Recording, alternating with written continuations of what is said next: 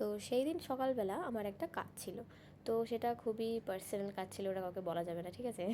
যাই হোক, তো আমি তাড়াতাড়ি করে বেরিয়ে গেছিলাম, যদিও সকালবেলা বেরোনোর কথা, বেরোতে বেরোতে আমার সে বেলাই হয়ে গেছে, মানে আমি সব কিছুতেই লেট আর কি, লেট মানে একদম, মানে কি বলবো, একদম চূড়ান্ত লেট। তো আমি কোথায় গেছি কী করেছি কিচ্ছু আমি দেখাতে পারিনি, কারণ প্রচণ্ড তাড়াহুড়োতে ছিলাম। তো একেবারে চলে এসেছি একবারে বাড়িতে, বাড়ি এসে স্নান টান করেছি, তো বিকাল হয়ে গেছিলো, ততক্ষণে আমি ছাদে গিয়ে একটু গান শুনছিলাম।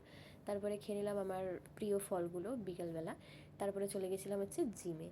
আর তার আগের দিন এত বৃষ্টি হয়েছিল যে আমাদের জিমের সামনে যে রাস্তাটা প্রচণ্ড অবস্থা খারাপ ছিল।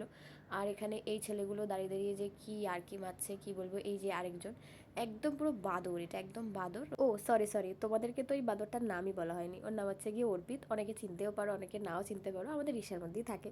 যাই হোক, তারপরে আমরা চলে গেছিলাম জিমের ভেতরে। তো সেদিন আমি কি ওয়ার্কআউট করেছি না করেছি কিচ্ছু ভিডিও নিতে পারিনি, তার কারণ আমার সেদিনকে ছিল একটা ইনভিটেশন।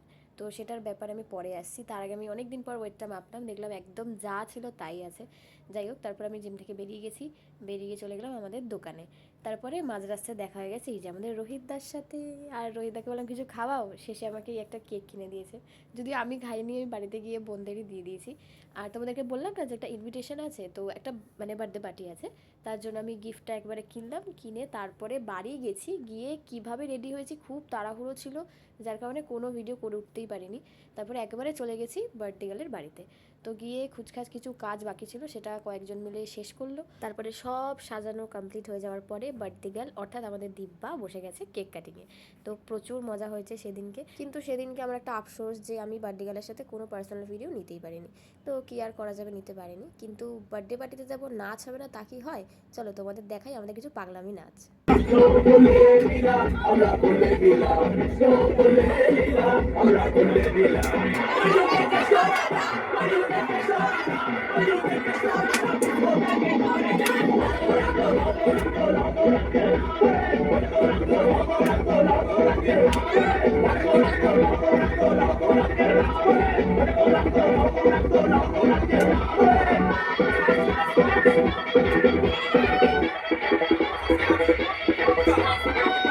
সেই দিনকে এত নেচেছি যে আমি জাস্ট হাঁপিয়ে গেছি, যে আমি আর রিয়া জাস্ট হাঁপিয়ে পুরো ঘেমে নিয়ে গেছি, কি বলবো। তারপরে বসতে বাধ্য হয়েছি আমরা, আর এই ছেলেটা কন্টিনিউয়াসলি আমাদেরকে জ্বালিয়ে যাচ্ছিলো আর ভুলভাল কথা বলছিল, যেগুলো আমি তোমাদেরকে ভাবছিলাম শোনাবো, কিন্তু আমি শোনাতে পারবো না। যাই হোক, একটা প্রেস্টিজ বলে তো ব্যাপার আছে।